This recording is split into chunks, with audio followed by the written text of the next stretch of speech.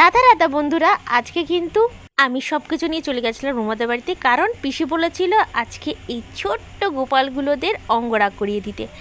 আমি কালার নিয়ে চলে গেছিলাম, কিন্তু মাঝখানে হয়ে গেছিলো একটা বড় সড়ো ব্ল্যান্ডার।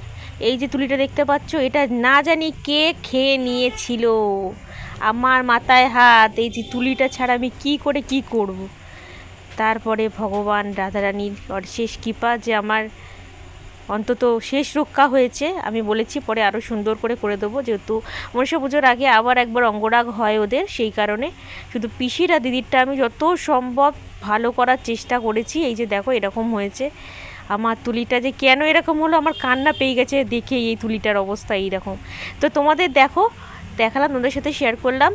ক্যামেরা ধরে দেওয়ার মতো কেউ ছিল না, সেই জন্য সমস্ত ফুটেজ আমি নিতে পারিনি। যেইটুকু নিতে পেরেছি সেইটুকু তোমাদের সাথে শেয়ার করছি। আর এই সময় আমাদের ছিল কাজও, তো সেই জন্য যত সম্ভব একটু সিম্পলের ওপর আমি কাজটা করেছি।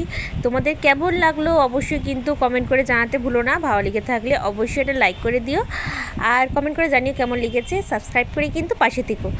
আরও পরপর অনেক ভিডিও আসছে, এই চ্যানেলটা তোমরা জানো নতুন। তো দেখা হচ্ছে নেক্সট ব্লগে, ততক্ষণের জন্য সবাইকে টাটা।